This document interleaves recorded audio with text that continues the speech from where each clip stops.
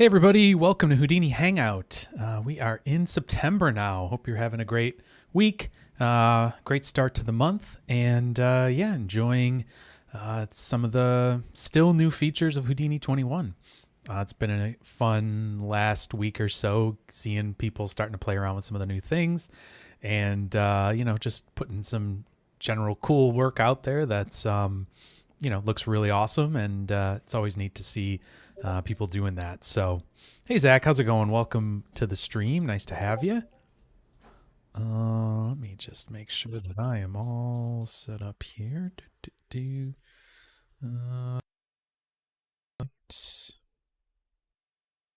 Cool, nice. Hey Fractaler, welcome. I'm just gonna get myself a little situated here. So, yes, Brow, welcome. Hey, Jack, welcome as well. So today, what are we doing? So last week, I tried to do a little something with the shop builder tools, and it went a lot of nowhere, which was interesting. I'm doing well. Thanks, Rectaler. So I wanted to sort of do something a little bit more with that. I'm hoping that this will be a really interesting walkthrough. It's not going to be something groundbreaking as far as like what I'm making, but I hope this will get the idea across for what the shop builder tools do. So the idea behind the shop builder tools are basically just that it wants to be kind of a prescriptive workflow type of a thing in Houdini, with kind of like a pipeline type of a thing. Hey Dimitri, welcome. Yeah, first time joining. Nice to have you. Thanks for being here. So the idea is to kind of prescribe a workflow for how this how this whole USD kind of pipeline should work. Hey, Maitland, welcome to the stream. So that's the idea behind it. And, we're trying to, the side effects developers are trying to give something that's robust and flexible, but also kind of walks you through it. This obviously isn't something that Disney or Pixar are going to use, but it's something that a small studio or person working on their own could certainly work with. Probably small studio would be my guess as to where this would be the most useful. A person working on their own, this might not be the most useful thing in the world for them, but maybe depending on what kind of stuff you're doing and how you want to work with it. But and like how organized you want everything to be. Hey Keith, welcome. Glad to have you as well. First time. That's great. Thanks for being here. So that's kind of the idea behind the shop builder tools. And there's definitely a little bit of like thinking that has to go into how this exactly works. And the setup does involve a little bit of kind of hand writing some stuff. I have it in my brain where the project file that gets built could be a whole just UI that just basically spits out the JSON file. I'm not a programmer, so I can't really do that very well, or at all. So that's not a thing that I'm going to be doing, but I can imagine it being a thing.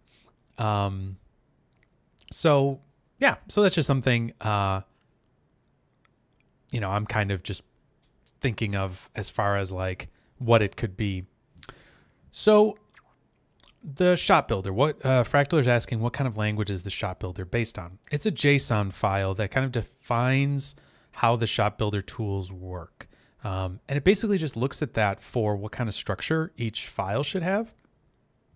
It's hard to watch people program on YouTube anyways.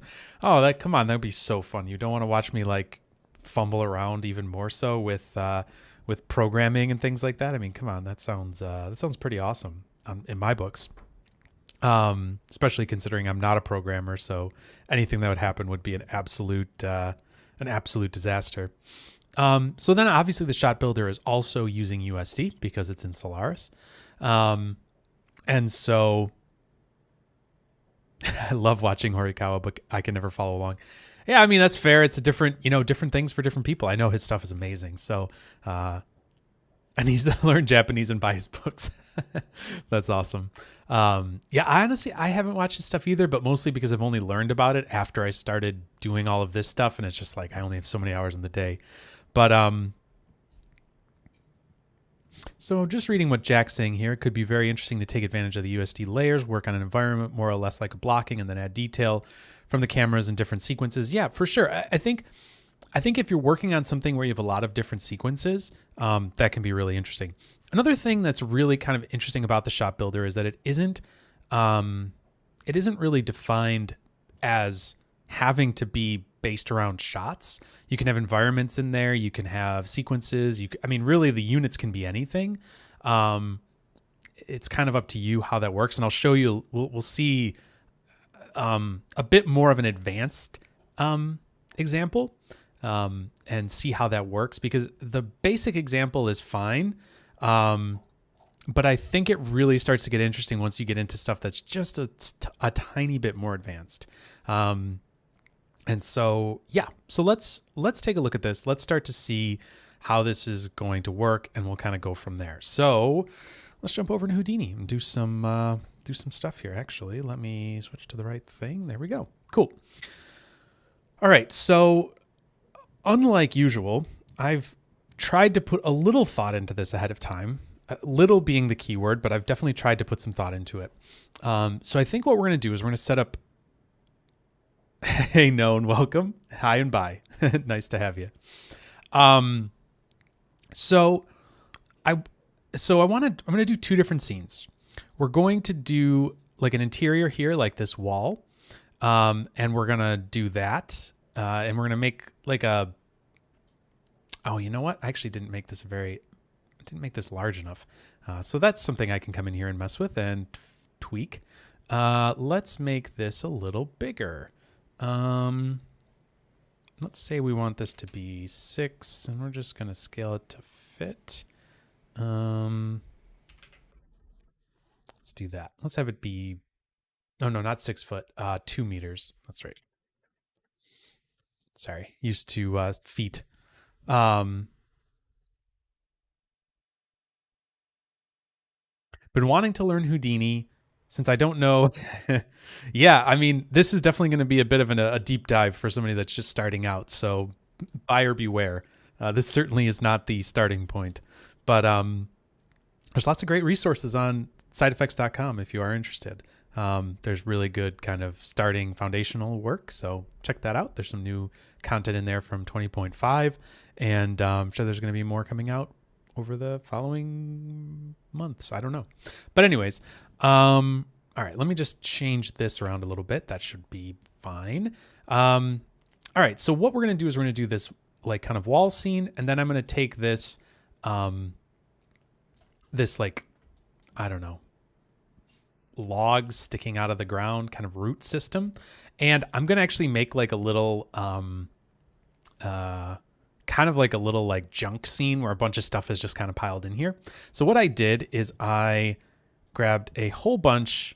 Where's my folder here? Sorry. I grabbed a whole bunch of USD files from Polyhaven, which are free to distribute. So I will actually be able to distribute these. So if you want to download this and take a look, you're more than welcome to do that. Sorry, I just restarted my Discord there for a second. Did not mean for that to be a thing. All right, let's see here. Cool. There we go. All right. So, sorry, I'm just going to bring back up the chat window. There we go. Great. All right. So these are the two scenes we're going to do. We're going to do a bunch of other stuff as well, like just putting stuff in here, maybe some different lighting. We can play with a bunch of different things. But yeah, so this is going to be, these are going to be the two kind of scenes that we're going to build. Then on top of that, we kind of set up these JSON files here. And so this is sort of the layout for how one of these JSON files are structured. And it's a lot. I know it's kind of a bit to like go through it and like try to make sure everything is right, but I'll do my best to try to make it as simple as possible. I know this could be definitely a tricky part for people. I know doing packages can be annoying and things like that. So anyways, we'll look at this in a second. So, all right. So we're in I made a shop builder workflow file here. So let's start this off and get it working. So what I'm going to do is I'm going to come over here and actually grab Solaris and the shop builder project, and I'm going to do a new project. Oh, cool. Started a Python course yesterday. Nice. So what you can do once you have this loaded in here is we're going to set a new, make a new project here. Now it's going to ask you this question. We asked this was asked before, but the question is, how do you want to configure this new project? Do you want to have sublayers or no sublayers? So sorry if my dog playing with the toy in the background is loud or anything. I don't know how much that'll come through. So the sublayers, we're going to do a shot with sublayers just because we want to go into a little bit more of an advanced workflow here. So we're going to do shots with sublayers, and that's going to bring up this edit project configuration, and no worries, let them play. Just going to mute that again. Yeah, his name is Lenny. I didn't name him, but we do love his name. We call him Leonard too sometimes because that's his full proper name. Okay, so we have this. This is the default setup. Now I'm gonna change this a little bit because I'm not really going to be doing any animation or effects, so that's kind of silly. There's no reason for those to be in there. So what I think I'm going to do instead is I'm going to change one of these over to cameras, maybe, and we'll call this one, instead of animation, we'll call this one cameras. And then let's just get rid of the effects. I don't think we're not gonna need it here, so let's just get rid of that. Great. All right, so the next thing, and you can see here, we have our shot name. I'm just gonna call this shot builder demo, something like that. Here you can see the unit templates are shot, and that's one of our units. We're going to make up another unit, and that's what I had over here in this other JSON file. So let's take a look at what we have here. So I'm also going to make an environment, an env unit template. So that is going to go, actually, it's probably easier for me just to bring that over here. So I'm just going to copy and paste this whole thing over. We'll just modify it over here in this. So let's just make a new text file here. I'm just going to paste it in. I think, yep, it picked up that it was a JSON, and I'm going to side by side these just so we can do it like this. So we're going to take this all down here. So let's just minimize that. That's all the shot stuff. And then here is all of the environment stuff. So what I'm going to do is I'm just going to copy and paste this part right here. So I'm going to copy this, and this is going to go under, I'm going to collapse this down, and we're just going to do comma, enter, and then I'm going to paste that. That should be right. As far as this goes. Now there's one other thing that I will want to add in here. And if you look at this one, we can see here that there's this special little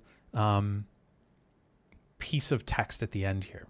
I'm going to copy that, and we're going to do a comma here, enter, and then I'm going to paste it right there.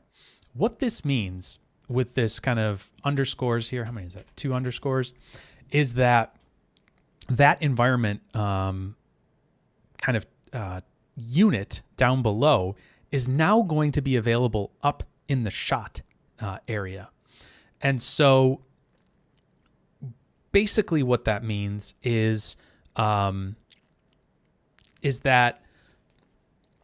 we're going to have the ability to define our environment for each of our shots. So it's kind of this nice nesting behavior. So it's really nice. I really like that kind of part of this.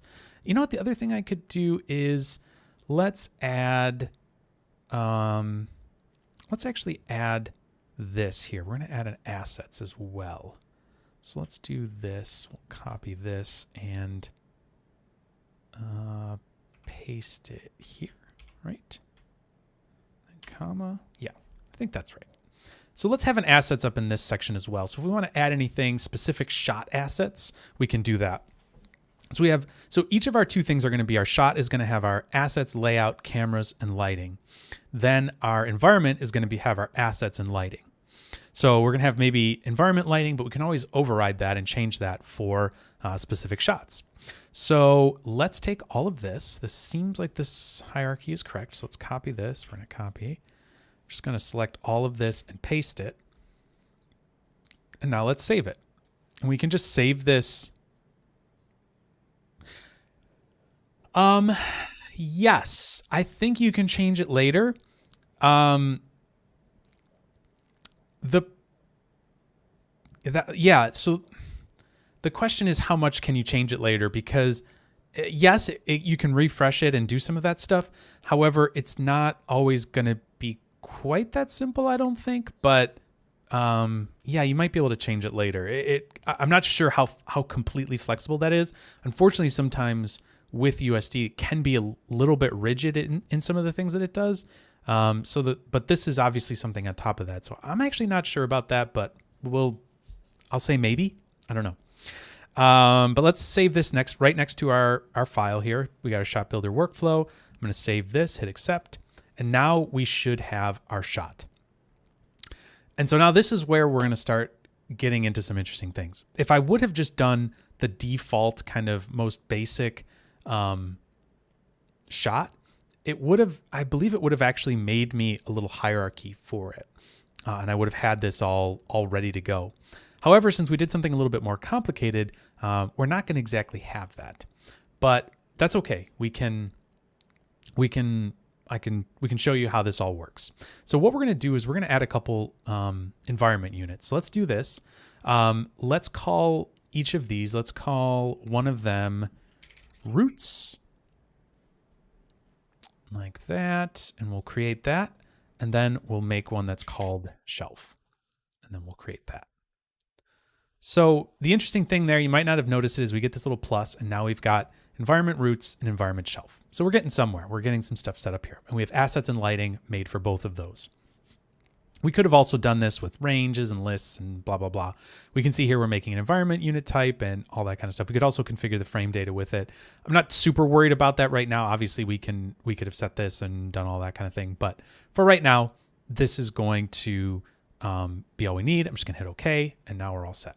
Now, we don't have any of the shot builder stuff yet. So if we're in Solaris and we type in shot, you can see that we have all of these shot items here. Now, two of these actually don't really work on this level per se. They work in the shot layer edit, and that's the shot split and the shot switch. We'll talk about those in a second.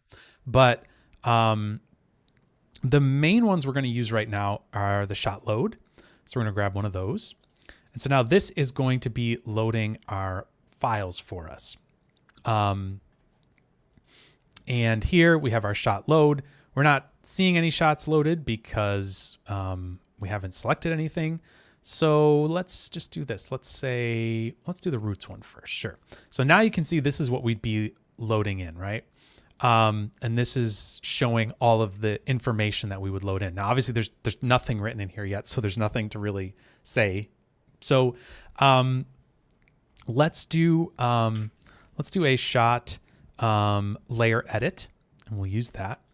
And basically when we say layer, we mean a USD file. So we're going to be editing a layer.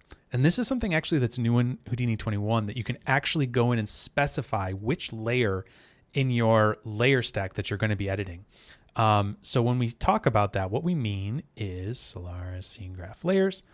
And here you can see that we have lighting and assets and environment here is all kind of being composed together, right? So this is everything that's getting loaded into our stage right now, into Solaris. Yeah, time head side effects and get to the basics. Yeah, no worries, man. No worries at all. This is a little higher level stuff, so no worries at all. So these are the layers that are getting loaded in, just like we told it to make an assets and a lighting layer, and those are getting saved into environment.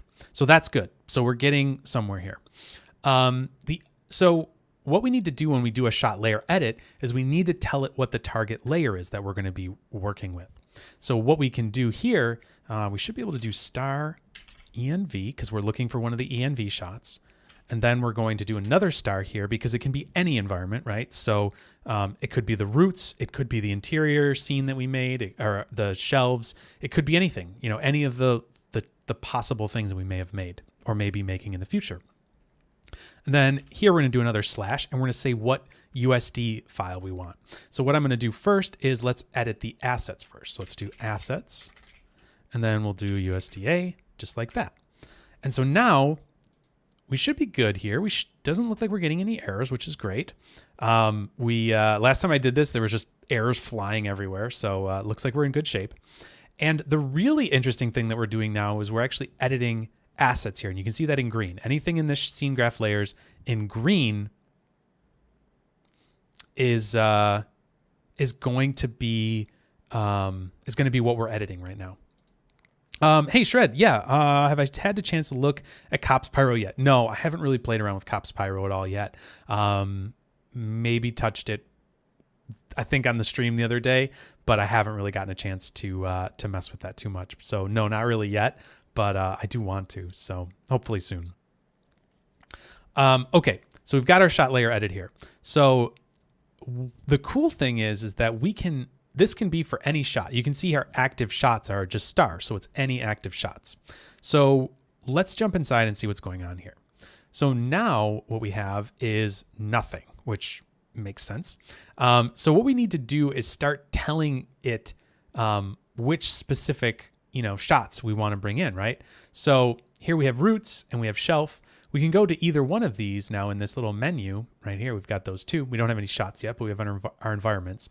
And if we want to edit one of those, how do we tell it what we want to edit? Well, that's where the shot switch comes in. So let's do the shot switch. And by default, this is going to drop down a shot split as well. So this just makes almost a little for each looking loop here. And we've got an error, but that's okay. We're going to fix that in a second. So the way this works is that this shot split splits it up into the different patterns. And then the shot switch at the end, there's not really any parameters on here per se, except for telling it where the beginning path is. But this basically just changes to the correct shot as we're using it. So let's take a look at how this looks in practice. So the first thing here we're going to use is the first shot pattern that we want to output out of each of these dots. And so that is going to be, let's do env/roots, for example. We could do that one. And then we'll do another one here, and we'll do env/shelf, I think. It's the other one, right? Shelf, yep. So we've got two things here. So the first one I'm going to mess with is roots, and that's going to be this first output here.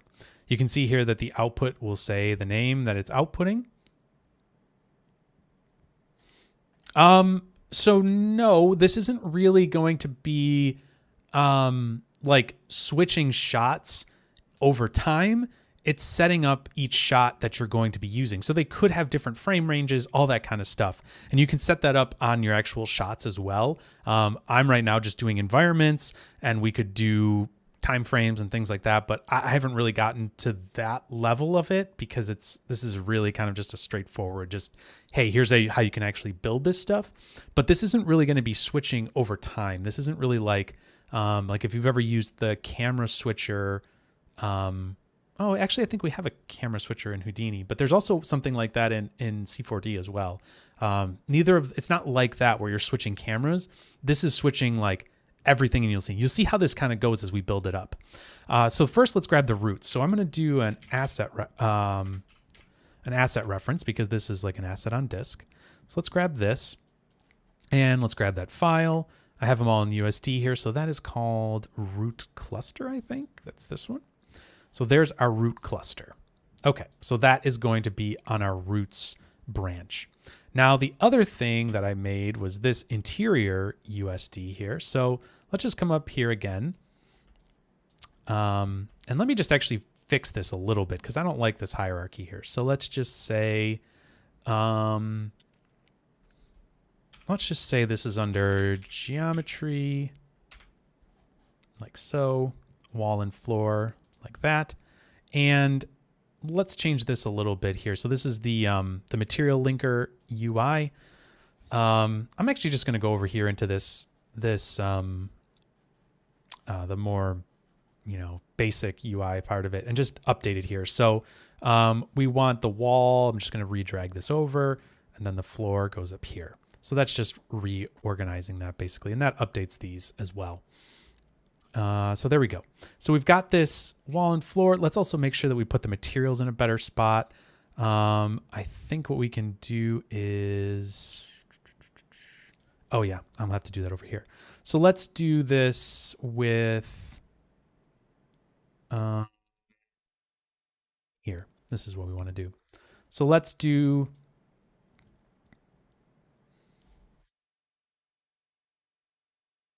slash geometry slash wall and floor. There we go. So let's do that instead. I'm just going to copy that down here. And what did that break?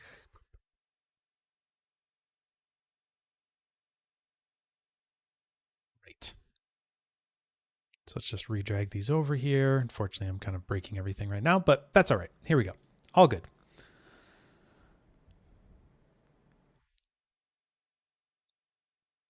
Hey, Zach, welcome. Yeah, you were the one that made me think of doing this. And so I watched some internal training, and here we are. All good. Okay, so we have our materials here. And let's also... I'm just having too many issues here. I want good hierarchy of these things. So let's just do it right. Let's say path. We're going to write a couple paths here. 0 is the floor. So let's say 0. And we're going to do, what was the hierarchy of that? Sorry, not you. Hierarchy was geometry, wall, and floor. Let's see. Can I copy the path to that? I should be able to. Yeah, there we go.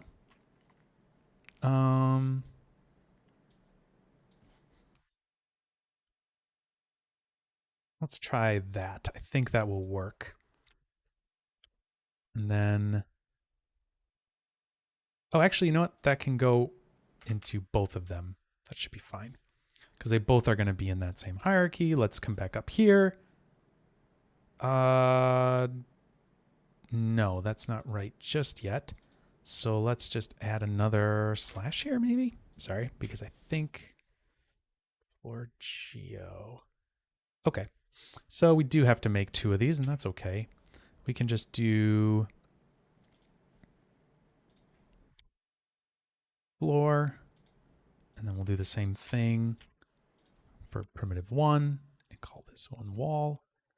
Sorry, I'm just trying to get the hierarchy reasonable here. There we go, floor and wall.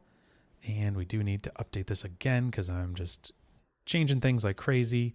So let's change that. Let's change that. There we go. So now we have a much nicer hierarchy. Cool. Great. I like that. So there's our interior. We're going to save that to disk. I already made one, I think, but we're just going to save it again. So now we have an interior. So let's come back in here. We have our shot switch, and let's grab another asset. Or actually, let's just sublayer this because we already kind of have our hierarchy the way we want it to be. This is going to be, I'm going to call this roots. And let's put this in a place that we want it to go. So we want it to go to /geometry /OS, like that. So we've got geometry roots.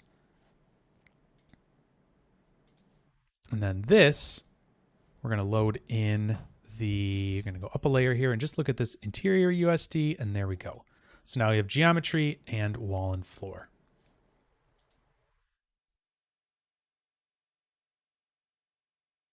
There we go. That's looking a little bit better. I like that.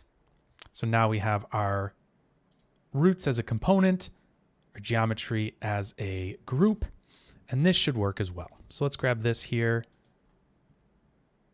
So it doesn't have the lighting, so that's what we're getting this error for here, but that's okay. It's actually just saying it doesn't have the sublayer, and it's not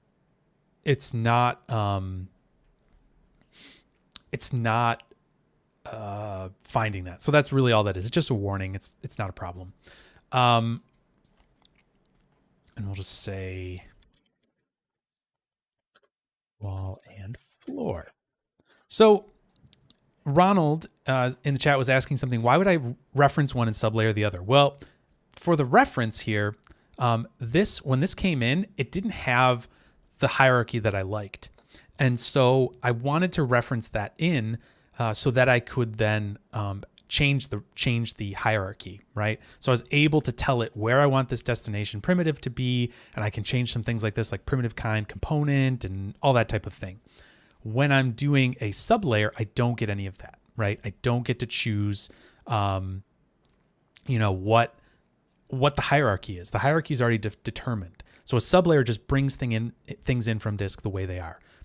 Reference allows you to kind of pick and choose and pull things in and out. So you can only reference from a specific primitive. So if you have multiple top level primitives in your hierarchy, you can only reference one of those in at a time. You can't reference all of them simultaneously. So, or at least I don't think you can. But anyways, it's better to just sublayer something in if it has a lot of hierarchy that you're trying to bring in. So anyways, that's why I did one and not the other. Hopefully that makes sense. There's just a little bit of a different mechanism as to bringing files in from disk. And this is an asset reference as well, so it has some transform information and things like that. I could have just done a classic reference as well. So there we go. All right, so now we have each of these things set up here. Now you'll notice that I can jump back and forth between these here. But when I come down to this, it's going to be stuck to the roots. So I can now come in and change these, right? I have our shelf and our roots, and now we're starting to change things. But if I come back up in here, it's going to actually allow me to jump back and forth between those different scenes. So there's a lot of, you'll see even as we go through this, that we're able to jump between different shots based on where we are in one of these shot switches. But also then once we start composing everything, we can see, where things actually sit in relationship to our, to our individual shot. You'll see, I guess, a bit more of this as we start building it up, but this is kind of the beginning of, what we're going to be doing here. So, all right, so we've got that. Let's do, I'm going to just put these in a little box here so I remember what's what. I'm just going to call this like setup, maybe, I don't know. And then this here is going to be, oops, don't need to do two of those. I'm just going to type env here. A sweet match cut with this setup. Yeah, you probably could. Could do some weird cuts and setups and things like that. So let's say this is going to be edit env assets. All right. So there we go. So now we're doing this. We have our shot load here that it's loading these things in. And let's grab another one of these since this is pretty much set up properly. However, we don't want to edit assets again. And I can come in here and just kind of clear these things out. There's no reason to have all that stuff in there. Let's say we're going to edit environment lighting. So really all we need to do now is just change. I'm a sucker for match cuts. That's good. I like that. All we need to do is change lighting here now. So now we have our lighting. Actually, you know what I could have done? I could have just copy and pasted these two nodes here. Let's see if that'll work. Because those are the exact same things that we want. And sure enough, there we go. The only thing I want to do here is I want to grab the specific operator. So here we're going to do this, and we're going to say shot switch begin, and I'm going to do a relative path here. So now we should have that properly set up. Yes, there we go. Cool. Okay. So now these should be the same thing, right? We have the same thing. We have roots and shelf. So we know the roots are going to be on the left, the shelf is on the right. And that's pretty straightforward, right? So so now let's set up our lighting. So for the roots, what I want to do is I want to do a Karma Physical Sky, I think. That should be good enough. So let's do a Karma Physical Sky here. And we could throw this into Karma CPU. Hopefully that won't mess anything up too much here. And let's view this from here.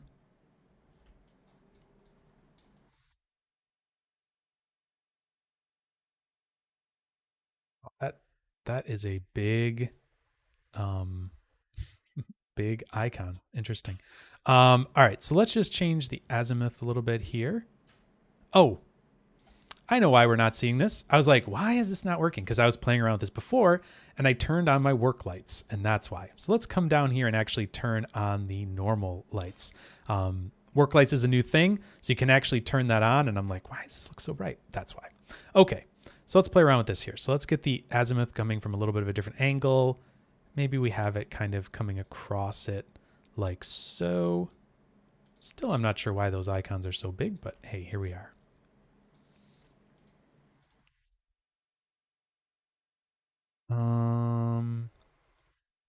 Cool. Let's also up the exposure a little bit here.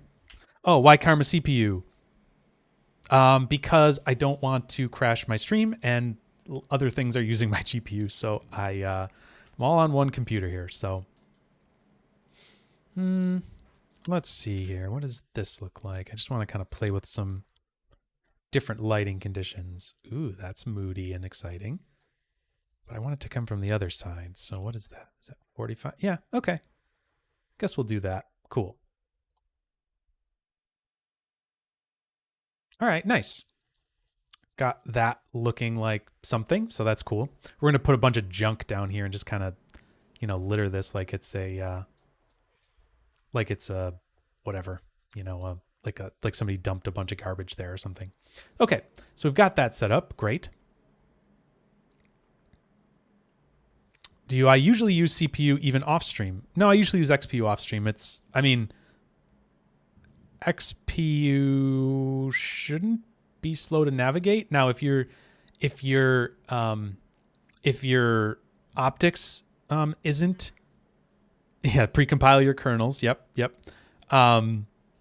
If your optics isn't initializing properly or isn't working, like if you don't have an NVIDIA graphics card, it might not. But if your optics isn't compiling, then it's going to be all based on CPU. And yeah, the tumbling is going to be nightmarishly slow. So just if you're open, check and see what your, you know, what, I think there's a way you can check in your preferences to see what your, is it here? Miscellaneous? Yes, it is. You can see right here what device is going to be. I think this is where you do it. There might also be a environment variable, but anyways. Displacement can make it slow. Sure.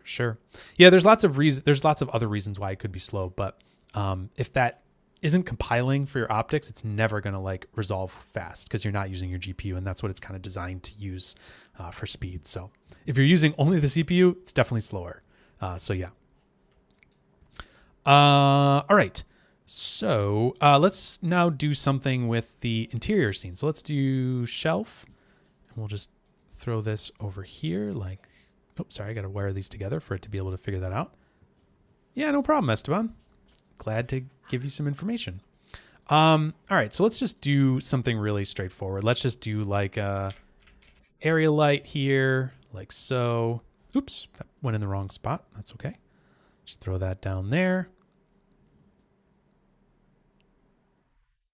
Maybe like so. The precompile is really simple. You just go to render and you can see precompile Karma XPU render kernels. It'll take a few hours on most computers. Do it overnight, but it'll make your updates way snappier when you do stuff in when you change things in Karma. All right, so we have our area light there, and yeah, maybe we just circle around here and just put like a, I don't know, just like a little point light or something up here, I guess. I don't know. Not really much of a lighter, but that's not the point of this. Point of this. All right, so there we go. We've got an area light and a point light. Let's just, let's move that in maybe a little to there. Let's leave that for a second here. Cool. And let's just render this real quick and see what it looks like. I mean, it's exciting. It's really lit. We can always play around with this and change the lighting. But for right now, this will be our lighting scenario. Great. So we have our lights for each of those different shots. We can come down here and see those. Here's our shelf. Here's our roots. Now, those are obviously rotated the other direction. So you know what I could do is I could go back up here. I can come up to our assets. And these roots, let's go back here and view these. And I should be able to, hello, roots. It's weird. Not sure what happened there. Interesting. Weird little bug. I'm just going to rotate this 90 so that we're like this. So we're kind of in the same same area that we're going to be looking at here. So there's our roots. Here's our shelf. Great. Looks like it's going to be a good setup. Great. Okay. So now we need to write these out to disk, right? Because maybe this is, you know, just something that we're, oh, nice. Took an hour on a 2070. I actually think it honestly, I think it compiles with the CPU. I'm not sure, but I feel like it compiles on the CPU, but I don't know.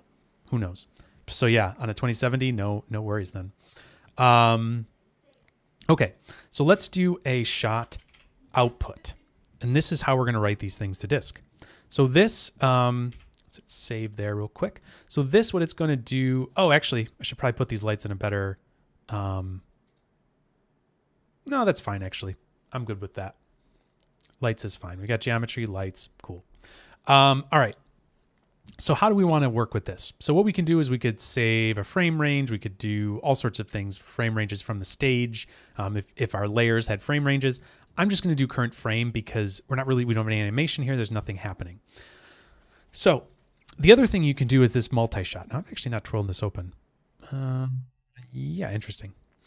What we could do here is, since our shots are environment roots, environment shelf, what we could do is just do, if we wanted to specify just the environments, we do env star, and then that's going to only grab those multi-shots. So let's hit save here, and let's save it to disk. We're going to see this pop up with a little PDG icon. It's going to save each of these things out to disk, each of these USD layers, and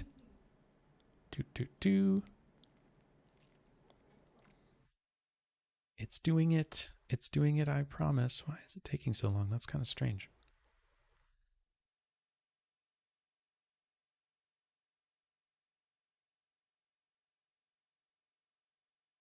There we go. So honestly, I probably should have the assets as a USD file and not a USDA. A USDA file is the ASCII version of it. And so that's going to take a little longer to write out. So that's interesting. I should have thought of that, but that's all right. We'll live with it. All right. So now we have that all working, all good. So we have our shot load here. We can see that we have our environment here. Those are both on the latest version is V1. The environment shelf, let's see here, roots. Not sure why V2 is the latest, but that's okay. Interesting. Not sure why that's V2 for the latest, but that's okay. What we can also do here is we can pin these. So we can set a version pin for these and keep these in certain versions, but we don't have that quite yet to really worry about that. So, all right. So now let's do the same thing, but we'll do this with our shots. So I'm going to go to the shot builder project here. We can see we have our environments and these are all set up here. You know, what I could actually probably do here is go to our, I'm going to hit don't save, and I'm going to open up that project JSON real quick, just because if I change this now, I bet you it'll do it. So let's do this. Let's do assets.usd. Let's just do these two as USDs. These can be USDAs. They're not going to be a lot of data saved in them, but let's do these as USDs. This should also have probably been a USD, but that's fine. We've already written it, so we'll call it good. So let's save that. I think that's going to work. I can't promise, but let's hope it will. So let's do this. We'll just add a couple shots here. So let's call the first one S0010. So this is the first shot. And you might notice, oh, actually, no, sorry, I'm going to cancel that real quick. I think there is a way to reload that maybe. Sorry, hold on a second.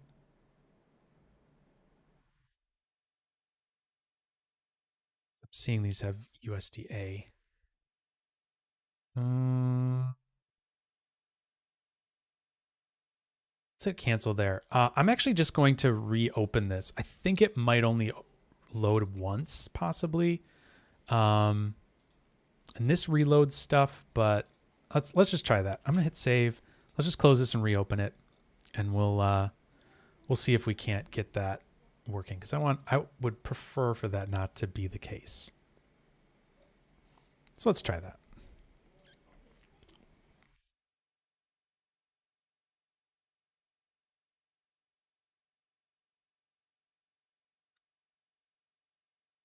Thanks, Fractaler.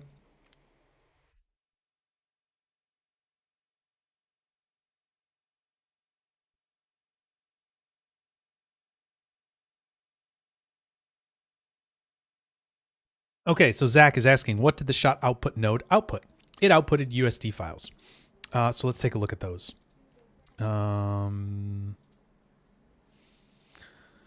So this is my hierarchy here. I've got my shot builder workflow. I've got my project JSON that I just updated. Let me see if that will work real quick before we go any further here. So let me just, hello, Solaris. Yes. Okay, cool. It did reload that. So that's perfect. That's exactly what I wanted. That should be, oh, weird. I didn't see this up here. I bet you if I would have done that, it would have worked. My bad. Anyways, what did it output? So it outputted into a folder called env. If we open this up, we now have roots and shelf. If we go into roots, you can see we have assets env.usda, and we have a couple versions in there, which is weird. I'm not sure why that's the case. We also have shelf in here. So we have a shot ROP. Well, yeah, I think because it's a different type of tool set, it's kind of like the component output, right? That's technically got a ROP inside of it, and so does this. Like this actually has a PDG network that's running. I mean, I'm sure there's an insane amount of stuff inside of here. I've never looked inside of it, but let's see here. Yeah, there's a ROP network here with a USD render and other things in here, and then multi-shot out. There's probably a whole bunch of stuff in here. Yeah, a whole bunch of different things. Yeah, so it's a ton of stuff going on there. It's actually a full HDA. I think all of these are full HD. Yeah, they would all have to be full HDAs. But anyways, that's what it's doing. So it's outputting all of those files. Okay, so now we have our shots. Let's go into here. Let's do S0010. So this will be shot 1. And let's pick, I don't know, let's pick the roots for that one. So now you can see here we have this special drop down, and this is going to allow us to bring in that roots environment. So let's hit create, and that's great. And then let's say here we're going to do 2.0, and we'll do this with the shelf. And then let's hit create. And then let's just say we're going to make one that has none, and that'll be our third shot. And we'll maybe see an interesting scenario where that might make sense. Maybe, I don't know. We'll see what we come up with here. Okay, so we have a few different shots here. We can see how these are set up. And one thing that you're going to notice is that there's this little thing called HPR. We call that hyper. And what that is a thing called an asset resolver. And that's super in the weeds and super crazy. But what it's basically doing is it's a way to be able to deal with versioning for you. So when we say asset resolver, it resolves which version of assets that you want to use. So when we look at this shot load here, we can see the versions. We can go in here and pin them and do different things like that.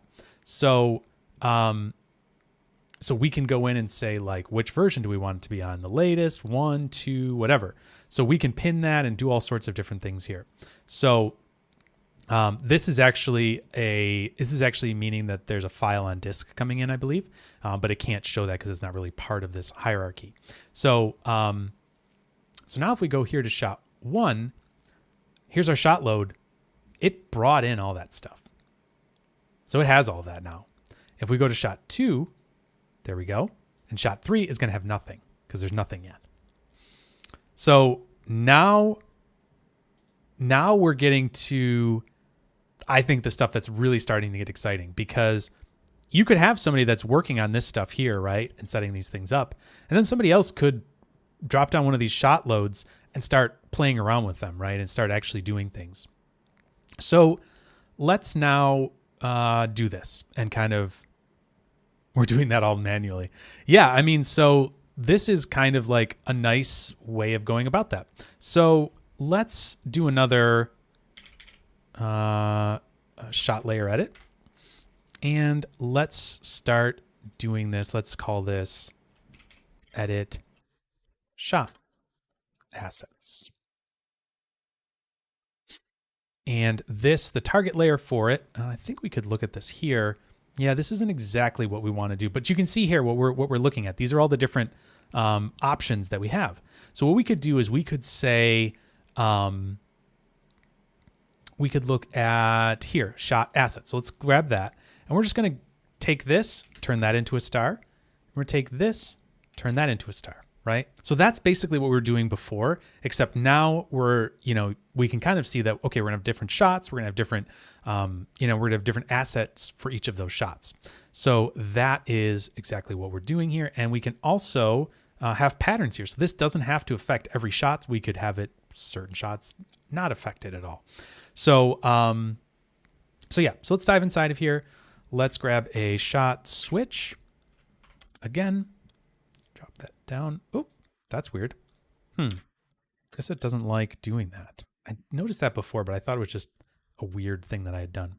So it doesn't really like dropping that on there. So keep that in mind. That could be a bug. If you're running into that, report it.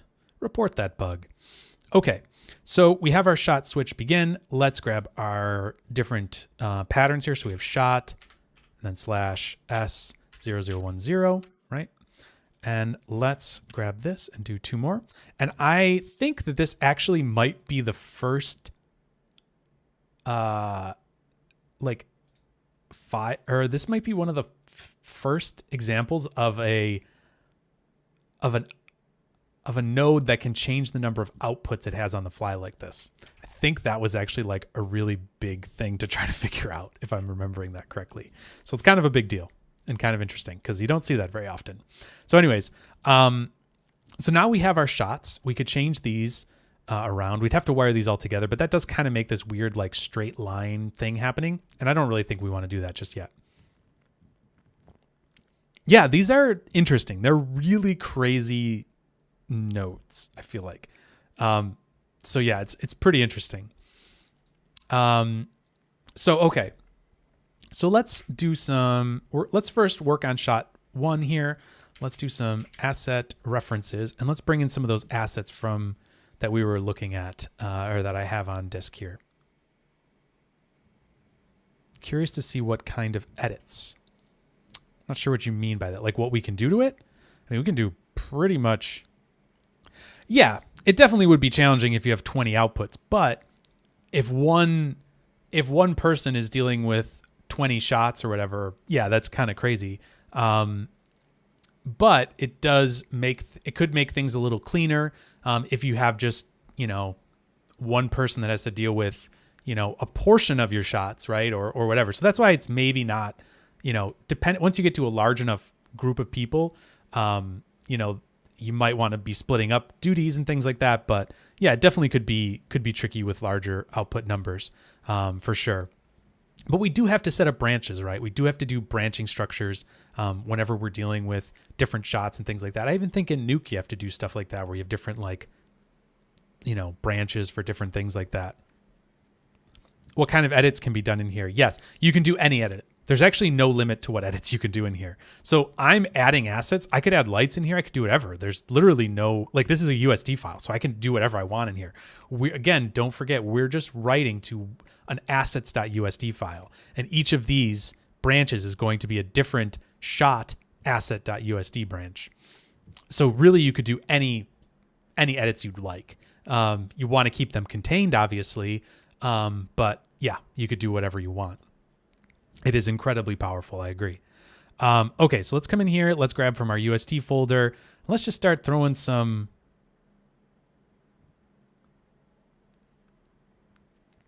Let's start just grabbing some of these things and throwing them in here. Rusty wheel. Where did that go?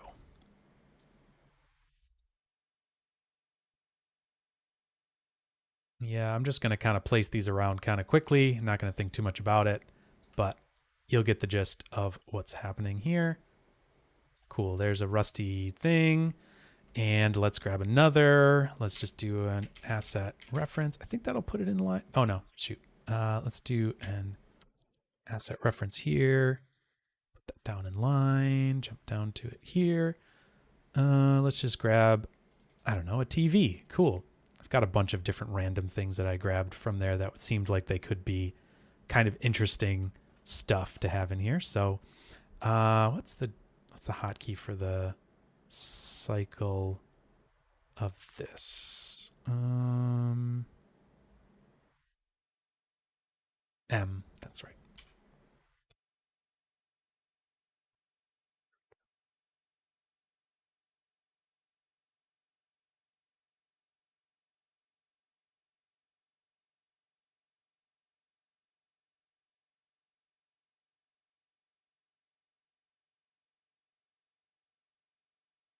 I've actually taken a nap under this root in San Jose. That's funny.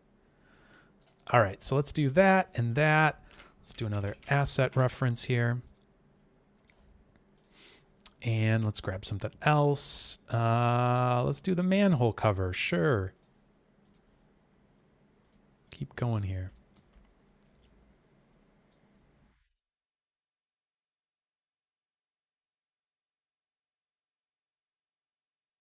No, it just looks like might be an actual scan. Yeah, that'd be funny if it was the actual thing. That's funny.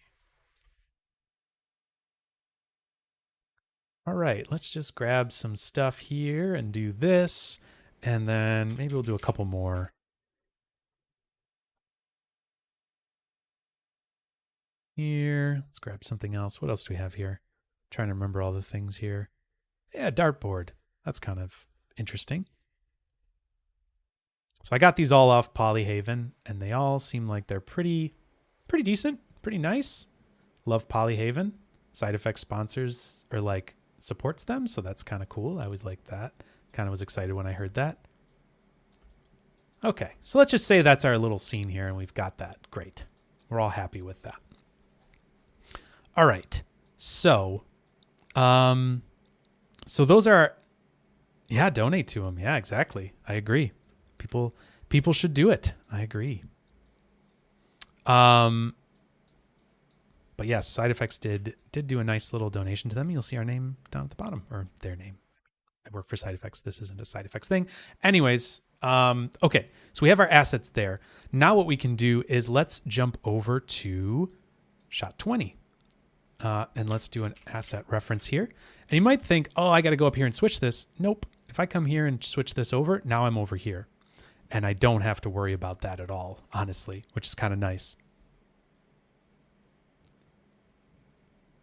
The target's on the wrong side of the river? Is that what you're saying? Sorry, I might have missed what you were saying there. That's weird. Why is that not? Why am I not seeing that? Huh.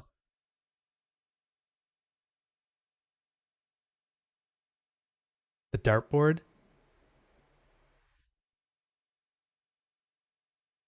It's fine, no problem. I did used to play darts a little bit. Swear I've been That's funny. That's really good.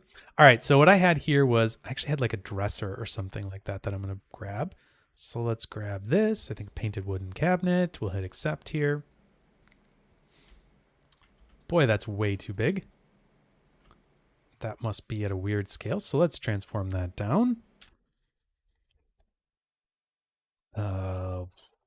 I don't know. Maybe that's good.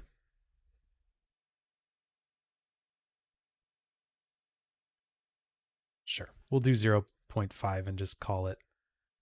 Actually, no, we'll go a little smaller than that. 0.35, something like that. Not sure how big this would be in real life, but there we go. Sure. That's what it is. So let's bring in a couple more asset references here. Yeah, I think this is a really fun like addition, and I'm obviously kind of like sort of just kind of messing my way through this and just kind of doing whatever here. But it is really cool, I think. These are going to be probably scaled wrong, but whatever. I'm just going to kind of throw them in here quickly, and we'll just kind of move on from there. All right, let's do this like so. Grab this. So I'm just going to set these up kind of however. I'm not really going to think about it too much.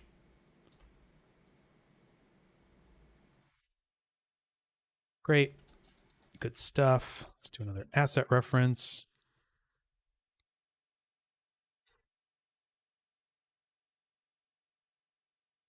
And here we're going to grab something else. Let's see. What do we want to grab? Let's grab the horse statue. Actually use this in another one of my actual tutorials that I've done. I actually had to update it and had to use all Polyhaven assets, so this is one of them from that as well. So, good stuff.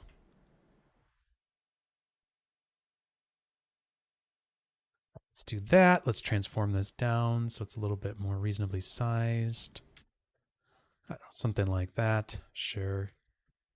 And then let's do another. So obviously, you could probably have done this quicker or easier or however, whatever, but we'll just kind of go through and do it like this. Let's grab the alarm clock. Gigantic alarm clock. Like so. Hey, look at that. I almost like nailed that right on it.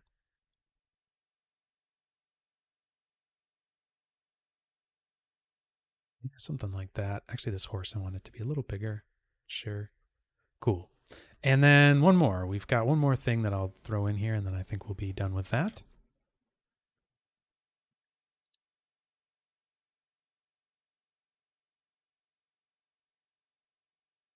And the wooden elephant. Let's grab that.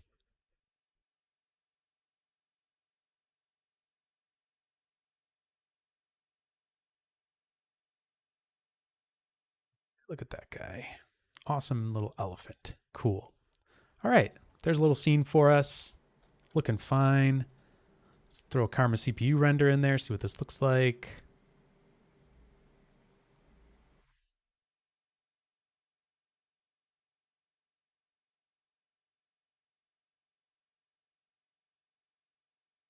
And there we go. Looking just fine. Okay, so a couple questions here. Zach was asking, where would cameras fit into this? So what I have right now, the way I have cameras fitting into this is, let's change this to shot 20 just so we're not so in the middle of it there. You can see here I have a camera layer here. You don't have to have it there. You could have your cameras at the environment level. You could have an environment level camera and just have that there, and then have shot level cameras that you might switch to. There's lots of different things that you could mess around with there. So yeah, so it's kind of up to you. I'm gonna have them on the shot level, but you could have it at an environment. You could even have, you could have a whole thing that's just, like where we had the, as we were building this out and we were able to select the environment, You could even do that with cameras. So like if you had multiple cameras and you wanted to be able to, like, there's so many different ways you can do this that it's not like prescriptive. Like it does tell you some things that you want to do, but you know, you can kind of work around it and do a bunch of different things. So yeah. Okay, so we have our assets set up there. Oh, let's just set up the let's just do this. I'm going to do something super simple for this. Let's grab a grid here. And this is literally going to be all we're going to have for this. I'm going to do a quick surface material. This is going to be like its own little thing that we're setting up here. So let's do a quick surface material. We'll make it some random color. Sure. Weird kind of green color. Let's do an assign material. And shoot, just change this back to my geometry spreadsheet. So let's put this into /geometry /grid. Sure, that's good. Let's put this actually in like this /$OS.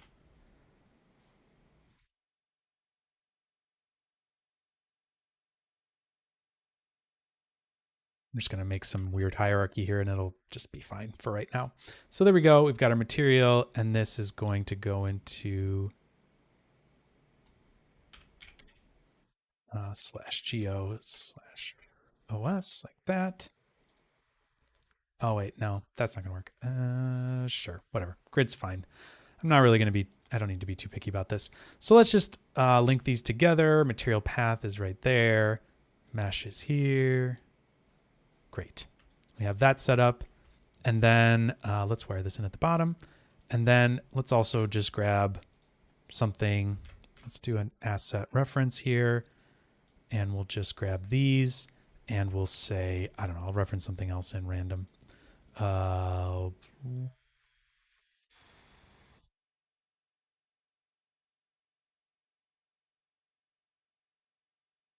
Grab the handsaw, I guess. Just super random things. And this will be like that. And we'll do another asset reference. And then we'll do, there was a watering can as well. So these will be, this is like a little product shot here, right? It's a little product shot of outdoor things, something like that. I don't know, whatever. All right, so let's take a look at this and see it with physical sky, with Karma CPU. I mean, it looks ridiculous, but there it is. Oh, sorry. That's what we want. Physical sky. Sure. There we go. It's dumb, but it's a thing and it's working. So I'm not going to worry too much about it. But there we go. There's our third scene. And so now we can switch between each of these, right? So we've got our shot 1, our shot 2, our shot 3. Okay. So we're going on here. That's all going good. It's vintage. Yeah, it's a vintage shot. And the interesting thing is you can always use the shot load because no matter what, this is basically just sending information down these branches, right? And what that's actually setting up is I'll introduce one more thing here, and that is the context options. And it's actually setting up the shot context option for you. So that's what's kind of wiring. It's going down these wires and telling it what shot is actually in use. So we've got our shot assets here. Let's go down and let's, what was the next thing we were going to do here? Oh, this is going to be, sorry, I'm just trying to remember what the next thing was. Assets, layout, we don't really need, but let's just make it shot layout. And let's just do this a few times here because this is actually just going to keep freaking this out because it's adding those transforms on, but we'll actually, sorry, let me get rid of this one. Let's just get rid of all this stuff in here. We don't need that. So let's just delete that for right now. Interesting.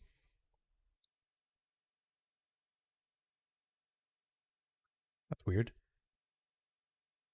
Oh, it must have like held on to that information. Super bizarre. Okay, so let's say this is shot layout, and what we want to. Oops, sorry. Let's change this to layout.ust. And this is going to be, sorry, I keep forgetting. Stop it. I keep forgetting each of them. Cameras and lighting. Those are the last two. So shot cameras.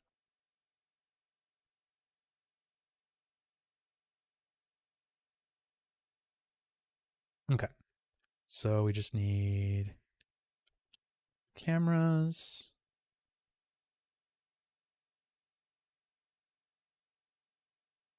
Did we get there?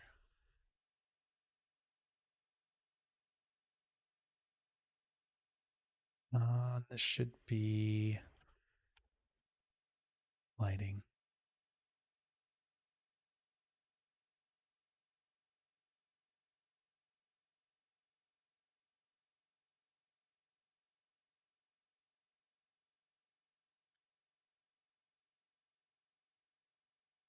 Interesting. I'm not sure why that error is coming up. Did I do something wrong here? Sorry, let me just look at these. Cameras, layout.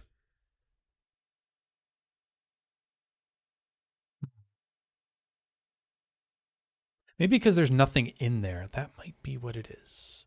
So let's try this. Let's come in here to cameras, and this is shot 10. So let's add a camera in here.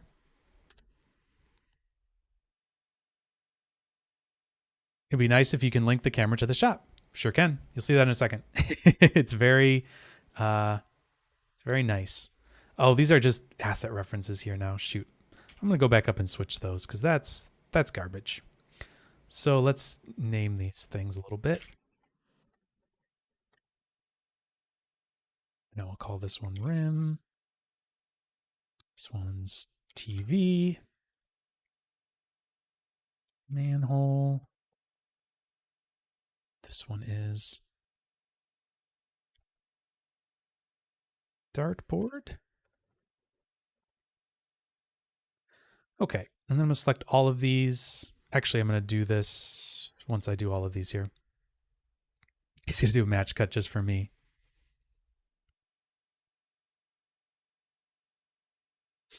I'm going to just rename all these as well. So this one is, what is this? This one is the cabinet.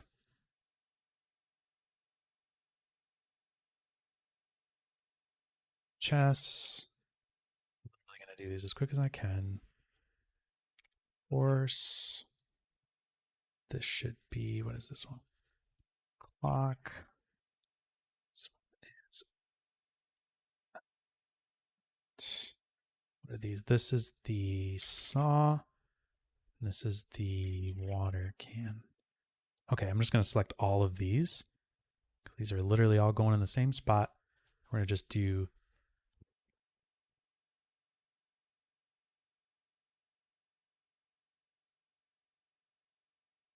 that should do it. Yep, all our geometry's in there. Looking nice. And let me actually turn these into components because we did that before. Each of these should really be components. That's just goofy on there. So Zach's asking, one thing I'm curious is if the shot is a context option. Can you use it in a parameter with shot name? Yeah, within Solaris, yeah, you should be able to. Yep. Yeah, that should resolve. Yeah, for sure.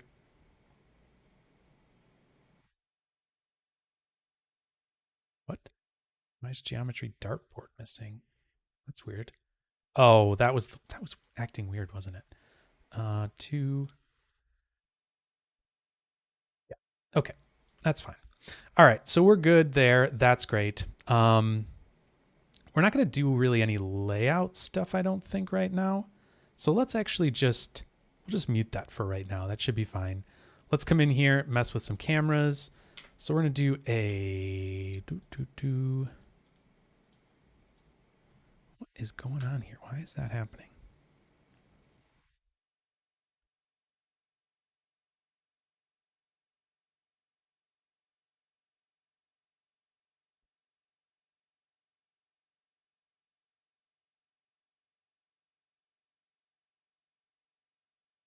Oh, I know why. I'm dumb. I am dumb. Okay. The reason is very simple. I called those USD when they should be USDA. Should be organic. USDA organic. All right. Now we're good. All right. So let's come in here. And I'm just going to add a null here just so I can sort of move this over. And let's come in here and we'll set a camera. There we go. Get rid of that null. So now what we're going to do here is we're going to call this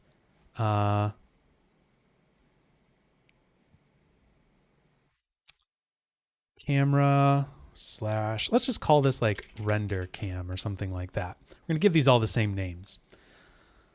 So we'll do that. Cameras render cam. Cool. Let's do another null here. And this is kind of a way you could get around some of this. So let's do that. Let's move this over here.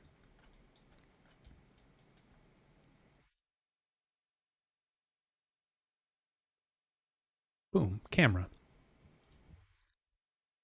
And then finally, let's grab another null here. And amazing scene. So good. Camera. Boom. Okay, so let's just name these a little cleaner. What? Why do we have that there? That's just wrong. So we need to do this. Get rid of that. Huh, that's like a weird...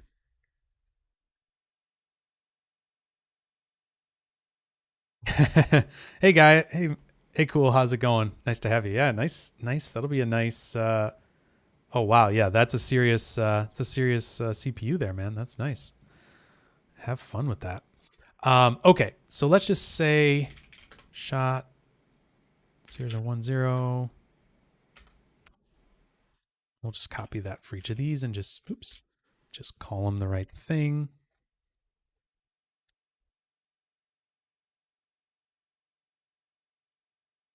Okay, so we've got each of those. We've got our shot switch. So now, oh, that's right. I didn't change this. So let's come in here and we're going to copy and paste this to each of these. So let's going to copy and paste that over here. Paste it. Great. Yep, this is not seeing the lighting. That's why it's getting that error, but that's okay. So now if we come up here and see render cam and we switch each of our shots, we're going to see that we're switching over to that render cam because we've named it the exact same. So now we're able to just jump back and forth. It remembers what camera we're in. And since the camera is the render cam, basically, that keeps it so that we're in our render camera when we switch to each shot, which is very nice. And then we can come down here and do some lighting stuff. And so right now, we don't really have anything that we need to do because each of these scenes have lighting in them, except for our third one. So let's do that. Let's add a Karma Physical Sky to that one. And if we come down here, that's going to switch over to it. It's also, since it's switched the shot context, it's now switched over to the camera for that shot as well. So it switched everything in our stage when we viewed that one node. So we've switched all the way over to that, and we can now come in here and say, let's grab Karma CPU and do some rendering. Sure, let's move this, I don't know, 45 degrees that way maybe.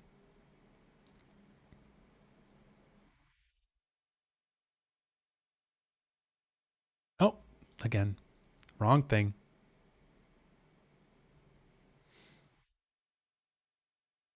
All right, let's see what we got here. Let's play with these lights. I think I actually wanted coming from, yeah, maybe like that. Cool. Sure. There's our lighting for that. Now, when we look at our other shots, though, let's see. Oh, I'm viewing this, so it doesn't matter what I change it to. So I need to come down here and change it. And when I change this over, it's going to have those different, values or whatever. So maybe what I want to do here is I maybe want to do a light mixer. Drop that down. We're going to wire it into this one, right? I'm just going to dot that over there. So maybe we want to do the light mixer. Actually, you know what? Probably be even better to do a null, just because it's going to actually move that little boundary for us. So we'll just put a null there. We've got a light mixer here, Karma Physical Sky. So now if we grab this and we take our lights that are in our scene, which I'm just going to move this over, and we can grab our 2 lights, drop them in here. We've got our sliders. And now we can just come in here and just adjust what we want these to be. So maybe the area light's a little too hot, so we'll just bring that down like so. And then maybe we'll bring this backlight up a little more.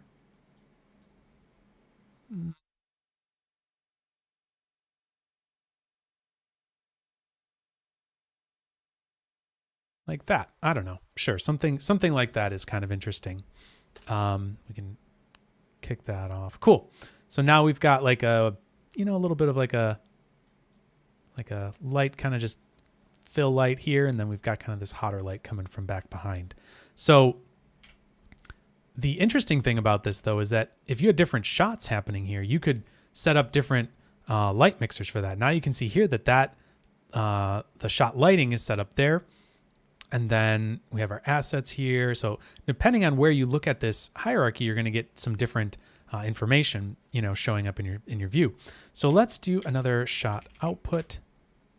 Drop that down, and I'm going to put these all inside of. Call this one shot. And then this, I want to do shot / star. And now that's only going to publish the shot information here. So we're not going to be outputting any of the environment stuff this way. So yeah, so that's our shot output. So let's save this to disk. And I think, yep, save and continue. It's kind of a nice thing there is every time you're going to do your shot output, it's going to ask you to save your file because you're doing a PDG network. So there we go. We've got all 3 of our things output here. And when we look at our shot load, now we should be good. We have a V1 on a lot of these things here. We've got our, that actually might be a bug. I kind of wonder if that's a bug because it should all be V1, but whatever. So our lighting, cameras, layout, assets, all of those things are now on V1. If we come down here and look at this, an interesting thing has now happened. We are now loading in all of those sub-layered files, right? We always were, but we didn't have anything written in them. So when you moved up and down, things would change. Now we actually get our lighting information when we're looking at our assets. Same thing with our cameras here. We've got our shot layout right here. And so we have all of these different things, set up now. And now we're getting the full composition of that USD stage all together, no matter which one of these we're looking at, because we've now saved all that information out to disk here. And if we take a look at that and look, we now have a shot, and each of these have their own things saved to them, which is super great, super helpful.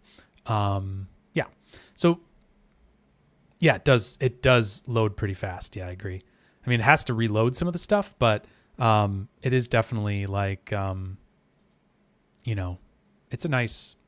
It's switching pretty well.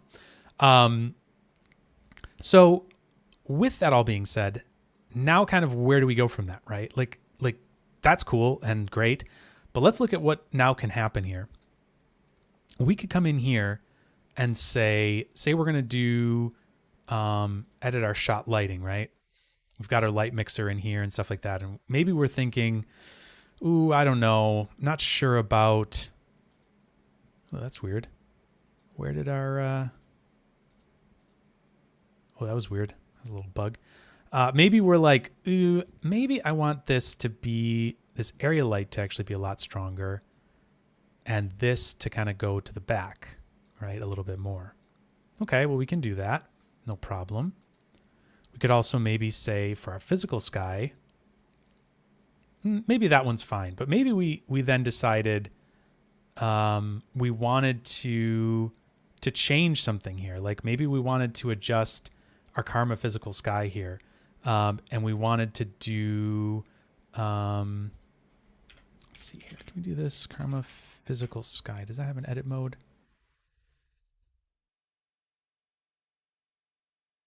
Where'd I get those brilliant? Yeah, they're really good. I got them from Polyhaven. I like that saw. Yeah, it's a solid saw. I saw that saw. Um, all right, so let's do this, and we will just put this in like this. I think that should let us override this. Believe. Yep, cool. So let's just say that we wanted to change this a little bit, and we wanted to get this to be exposure of 1. We could actually go in here and do some more like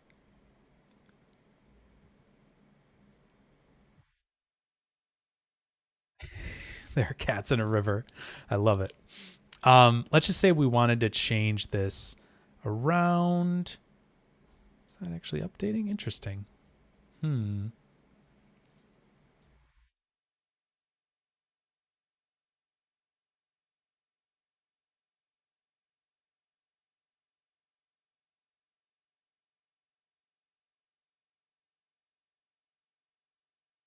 Okay.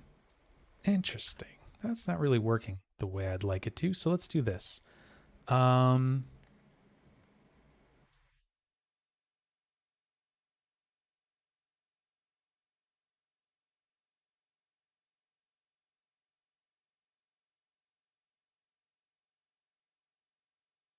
just looking to see if I can find any of these things here.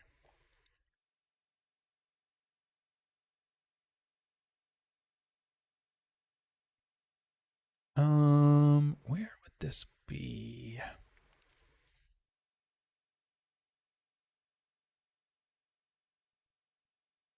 Hmm.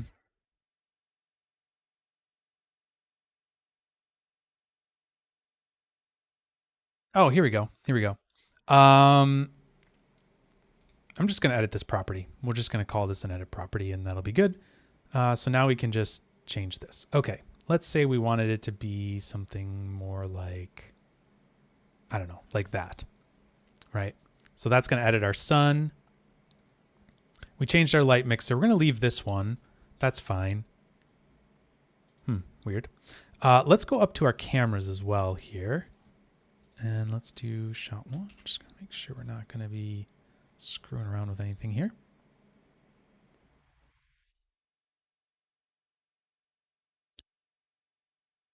It looks like cycle in this node graph. I'm not sure what that means. What's it doing with the white container? I'm not sure what you mean.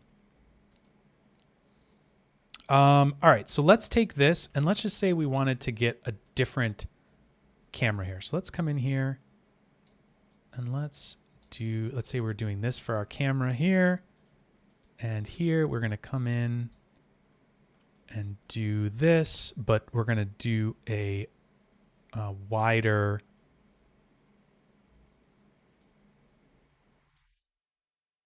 Wow. Is that really its focal length? What the heck was that? What the heck was happening there? Oh, there's something really weird going on there. Huh. Weird. Okay. Apparently I did something funky, but that's okay. Something was weird when I made my camera. Let's just say we get a wider angle view. I don't know why like that, but here we are.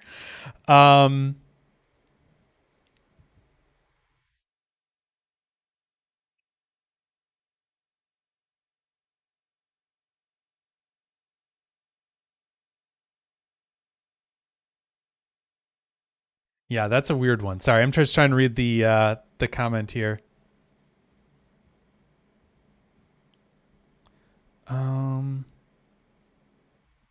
Are you maybe talking about this container here over in the network, the shot switch thing here? That's what's actually changing the shots when we switch them here.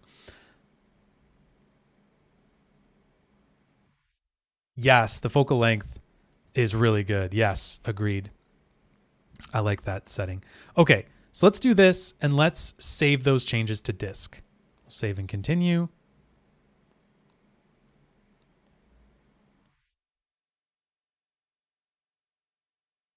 So that container, cool, is basically just a shot switch and allowing us to change between those different It's kind of like a for each, but it's what it's actually doing is it conceptually is more so that each of those different lines is going to be its own shot that we're kind of isolating based on how we've set this all up. It's a little bit complicated, so if you go back and kind of watch it from the beginning, it might make more sense.